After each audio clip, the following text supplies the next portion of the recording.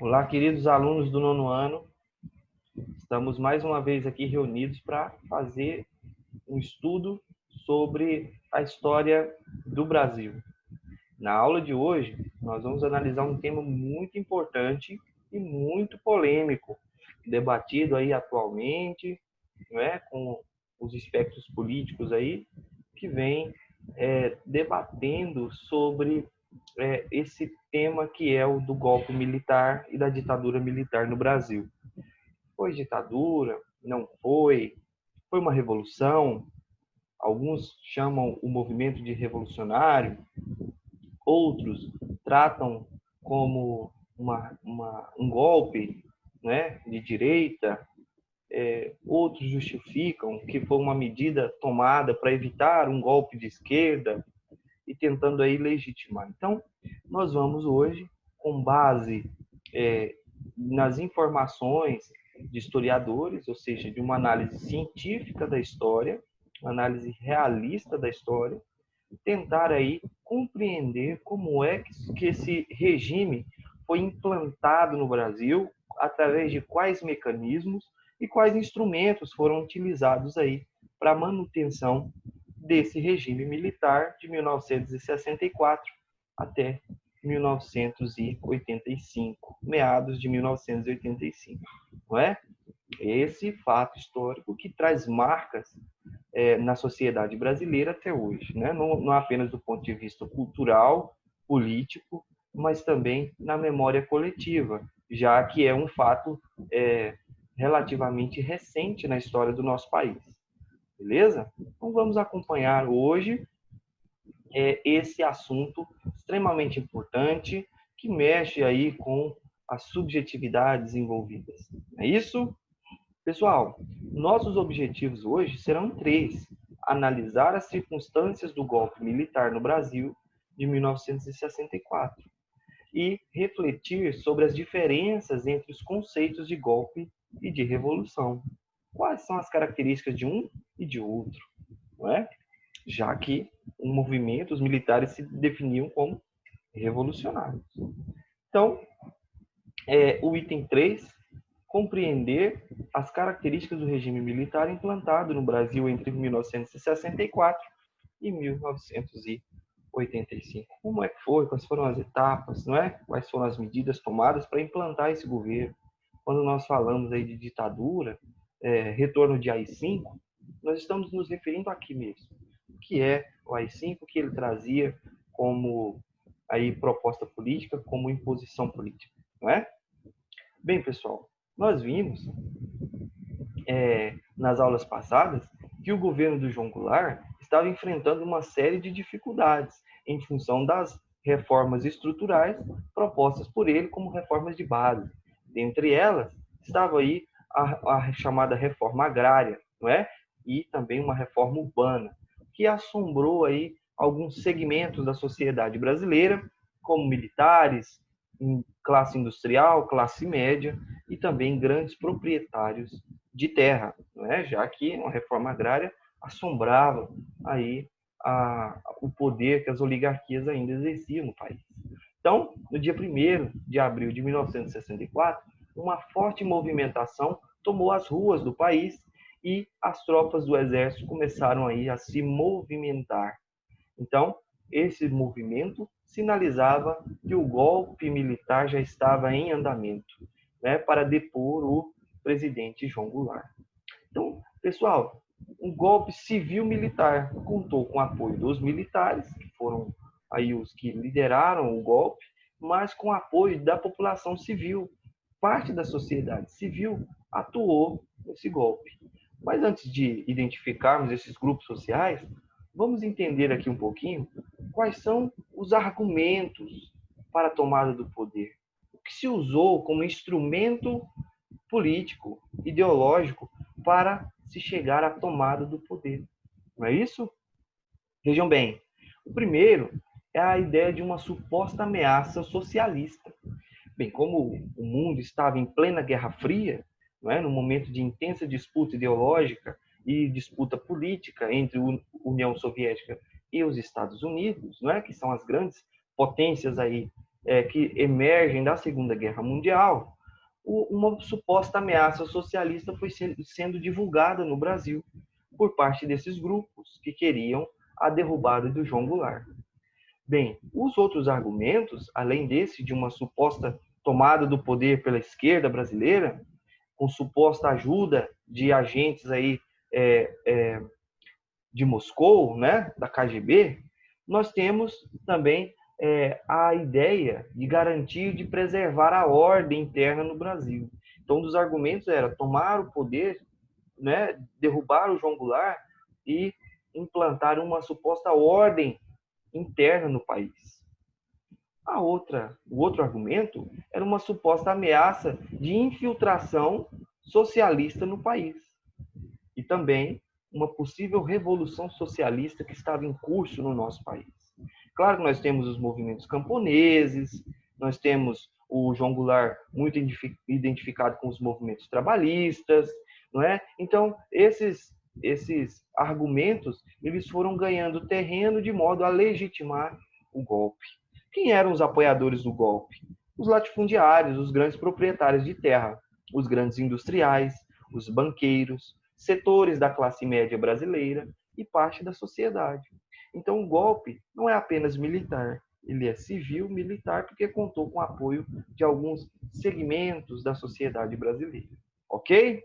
Beleza? Então, temos aí a suposta ameaça socialista e os argumentos que foram utilizados aí como instrumento para a tomada do poder. Vamos ler aqui um trecho de um artigo que diz, que tenta caracterizar a seu modo, né, de acordo com a interpretação aí das autoras, Adriana Sartório e Andréa Nunes, sobre o que foi o regime militar, como ele foi implantado no Brasil. Então vamos lá, acompanhem comigo a leitura. E elas dizem assim: a sociedade passou a sofrer as consequências de um regime arbitrário, autoritário e repressivo. A liberdade de expressão passou a ser intensamente combatida pelo governo e os direitos individuais suprimidos. Foram utilizados os mais cruéis instrumentos de repressão contra os considerados inimigos do regime. A imprensa, uma das vítimas do governo, passou a sofrer os cortes da censura. Dessa forma, restringiu-se o acesso da população aos bárbaros acontecimentos da época.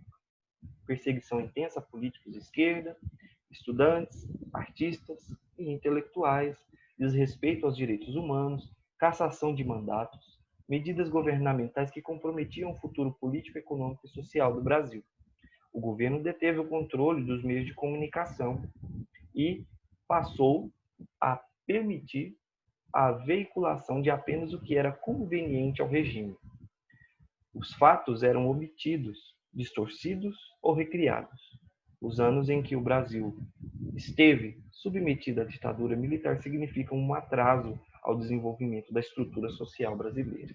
Bem, então, de acordo aí com as autoras, né, esse novo regime político, essa nova organização brasileira, ela teve características autoritárias, arbitrárias, porque cerceou, cercou, restringiu os direitos e as liberdades individuais, controlando os meios de comunicação, não é? Aquilo que se era veiculado pelas mídias passou a ter controle, ser revisto, né? Algumas pessoas consideradas inimigas do regime passaram a ser perseguidas, não é?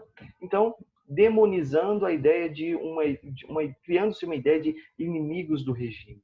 É claro que essas medidas são antidemocráticas, ou seja, elas não permitem, elas não autorizam a liberdade de expressão, que é a liberdade que os indivíduos possuem de expressar as suas próprias ideias, não é? Mesmo que sejam contrárias ao regime.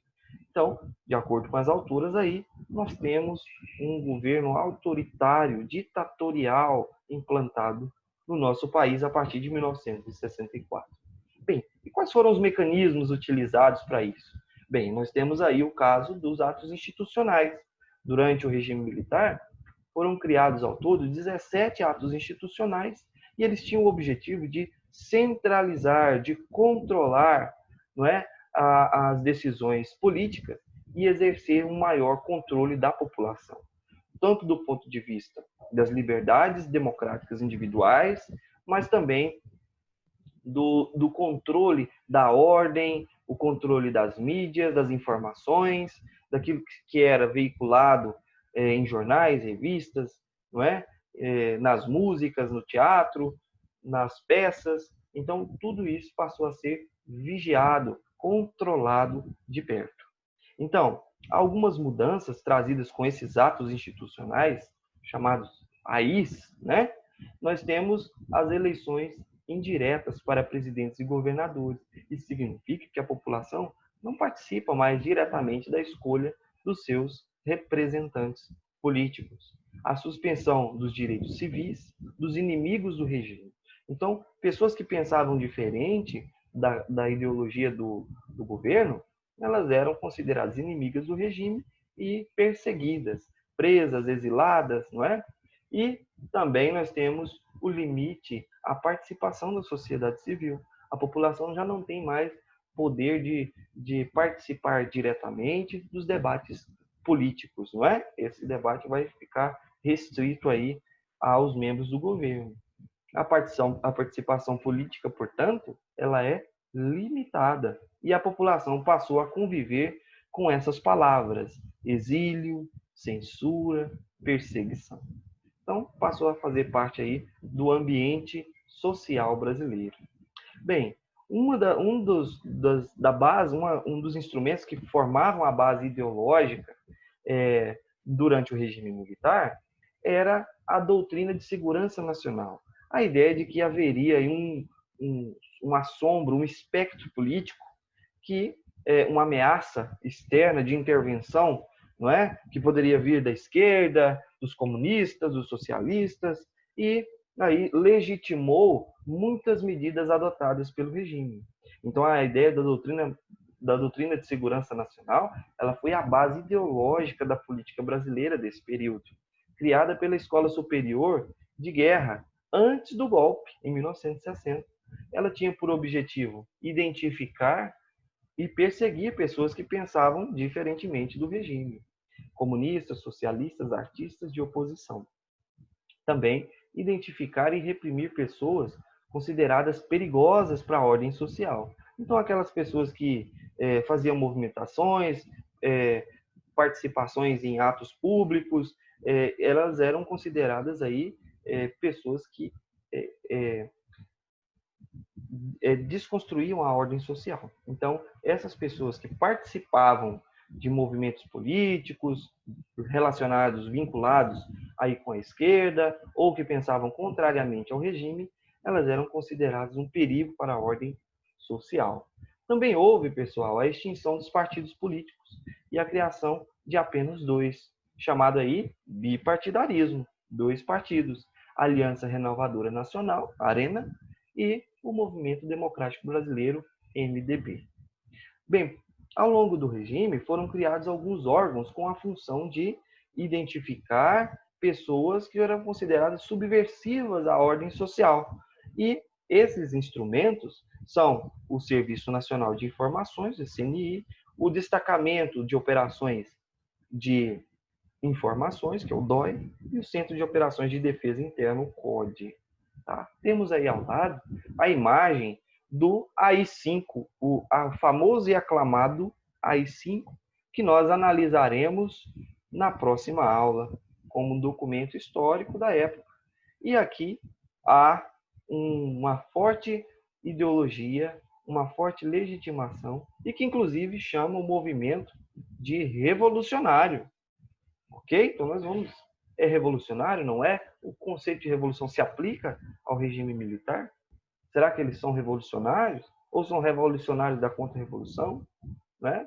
Então, vamos identificar isso futuramente. Iremos ler na próxima aula esse documento histórico aí promulgado no dia 13 de dezembro de 1968. Nós temos aqui a imagem aí de um dos atos institucionais, o mais importante aí. A censura. um grande instrumento da doutrina de segurança nacional foi a lei, o decreto, né, 1077 de 1970. E na prática, a censura no Brasil, ela já era institucionalizada com a Lei de Imprensa de 1967. Então, ela definia a proibição da divulgação de obras com conteúdos aí subversivos, ou seja, que iam diferentemente da ideologia do governo, do projeto do governo, e contra a segurança nacional. Então, essa lei, ela acabou se tornando aí uma perseguição a muitos meios de comunicação, compreendendo aí, né, circunscrevendo todos os mecanismos da imprensa brasileira. Então, nós temos os programas de televisão, rádio, jornais, revistas, letras de músicas, livros, teatros, filmes, redações de jornais, bancas de revistas, livrarias, enfim, né? Então, esses conteúdos eles eram avaliados e censurados, ou seja, se caso fosse percebido alguma ideia subversiva contrária às ideias do regime, essas obras eram impedidas de serem publicadas, ok? E isso certamente representa aí um atraso para a produção intelectual e cultural brasileira, não é? Isso é uma restrição das liberdades democráticas. Bem, ao mesmo tempo que o regime proibia a publicação de certos materiais, né, era também divulgada uma ideia favorável ao regime, ou seja, de um lado, o governo combate ideologias contrárias e reforça sua própria ideologia através dos meios de comunicação. Um dos instrumentos para governos autoritários é a propaganda. E nós vimos aí que a importância que a propaganda teve em outros regimes, como, por exemplo, no Mussolini e o próprio Hitler, que escreveu na sua obra Mein Kampf um capítulo só sobre a importância da propaganda para o nacionalsocialismo. Então, a propaganda será um forte instrumento aqui, no caso brasileiro também.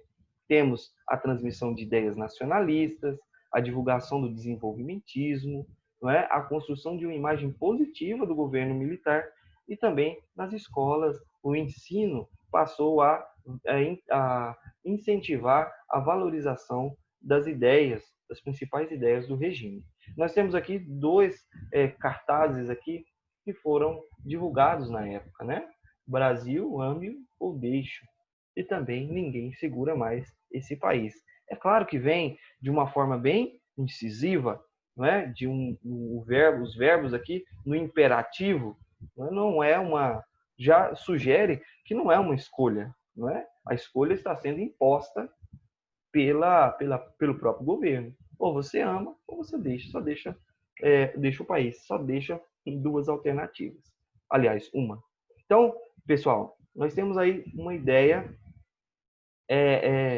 bem clara de como o regime se comportava através dessas duas imagens: patriotismo e também ou só permanece no país aqueles que são favoráveis ao regime. Beleza? Bem, pessoal, algumas ideias, como o regime se implantou, agora nós temos condições, através de uma doutrina de segurança nacional, através da criação dos atos institucionais, através da censura e através da propaganda. Não é isso? Então, que fique bem claro para vocês. Agora, eu quero convidar vocês para fazermos aí a nossa correção lá do exercício da página 281, beleza? E tem um texto aí que é a carta testamento do Getúlio Vargas, que nós vamos analisar aí, não é? No momento aí do seu suicídio, quais são aí o que Vargas está denunciando nessa carta de testamento, vamos tentar identificar, ok? Então, façamos a leitura. Leia o trecho da carta testamento de Getúlio Vargas, depois, de acordo com o que você estudou neste capítulo, responda as questões. Então, diz assim: mais uma vez, as forças e os interesses contra o povo coordenaram-se novamente e se desencadeiam sobre mim. Não me acusam, insultam, não me combatem, caluniam e não me dão o direito de defesa. Precisam sufocar a minha voz e impedir a minha ação, para que eu não continue a defender como sempre defendi o povo e principalmente os humildes. Siga o destino que me é imposto. Depois de decênios de domínio e de expoliação dos grupos econômicos e financeiros internacionais, fiz-me chefe de uma revolução e venci. Iniciei o trabalho de libertação e instaurei o regime de liberdade social. Tive de renunciar. Voltei ao governo nos braços do povo. A campanha subterrânea dos grupos internacionais aliou-se à dos grupos nacionais revoltados contra o regime de garantia do trabalho. A lei dos lucros extraordinários foi detida no Congresso. Contra a justiça da revisão do salário mínimo se desencadearam os ódios. Quis criar a liberdade nacional na potencialização das nossas riquezas através da Petrobras. Mal começa esta a funcionar, a onda de agitação se avoluma. Bem, um texto muito emocionado e muito claro, né? Que denuncia, né, com um tom bem chamativo, não é, as medidas que o Vargas tentou e a encruzilhada em que ele se colocava entre grupos internos aliados ao capital estrangeiro, a empresas internacionais, grupos financeiros internacionais que queriam ter o direito de explorar as riquezas energéticas do país. E aqui ele cita a Petrobras, o índice, né, a busca por privatização, por também compartilhar aí os recursos que essa grande empresa estatal apresentava. Não é isso? Então vamos lá. Letra A diz assim: quais seriam as forças e os interesses contra o povo a que Vargas se refere? Bem, então uma possível resposta seria que Vargas se refere aos grupos de oposição ao seu governo, como os empresários, a favor de uma abertura econômica ao capital estrangeiro, ok? Aí ao capital estrangeiro, ou seja, empresas internacionais querem uma abertura econômica para que elas pudessem aí participar da extração dos recursos energéticos do país. Uma vez que Vargas defendia uma política nacionalista, militares dos setores da Marinha, do Exército, da Aeronáutica, junto à pressão de grupos, de outros grupos, né? De grupos de fora do país, estrangeiros, acusavam Vargas pelo atentado ocorrido contra o Carlos Lacerda. E isso foi gerando um desgaste da imagem aí do estadista e populista Vargas. Letra B. Relacione a frase "voltei ao governo nos braços do povo" com o segundo governo de Vargas. É uma comparação aqui, né? Entre o primeiro governo, 1930-45, e o segundo governo. Uma possível resposta seria que no primeiro governo, Vargas foi eleito por voto direto, ou seja, com apoio popular, diferentemente do seu primeiro governo. Não é? Em 1950, na década de 50, quando Vargas assume o poder, ele é eleito através aí de campanhas populistas, mas o seu primeiro governo não. Assumiu o governo por meio de um golpe, instaurando pouco tempo depois uma ditadura de 1937 a 1945, que nós conhecemos como Estado Novo. Não é isso? E essa identificação aí ideológica com a direita política, com os totalitarismos, gerou aí um desgaste político que acabou retirando Vargas do poder. C. Explique quem compunha os grupos citados por Vargas no trecho a seguir. A campanha subterrânea dos grupos internacionais aliou-se à dos grupos nacionais, revoltados contra o regime de garantia do trabalho. Bem, o Vargas ele está aí denunciando alguns grupos internacionais, não é? Que eram compostos por grandes investidores estrangeiros e também grupos nacionais compostos pelas oligarquias, não é? A alta burguesia comercial, industrial e financeira do Brasil. Ou seja, nós temos uma união aí entre grupos internos e também uma união externa, e dessa aliança aí o combate à política nacionalista, não é? Que defendia a independência econômica do Brasil em relação ao capital estrangeiro, ok? Beleza? Essa forte pressão, e é aí uma questão estrutural na história do nosso país, tá? Não pensem vocês que esse debate está concluído. Claro que não. Ainda há uma forte iniciativa pela privatização de empresas estatais brasileiras e também o capital estrangeiro sempre aí tentando interferir nas empresas estatais, nos recursos energéticos e naturais do nosso país. Ok? Beleza? Então, um debate muito interessante aí que o Vargas estava enfrentando e que não estamos livres dele, porque nosso país vive essa situação ainda hoje. Ok? Pessoal, vou me despedir de vocês. Muito obrigado aí pela participação e até o nosso próximo encontro. Eu aguardo vocês na próxima quinta-feira. Beleza? Tchau, tchau.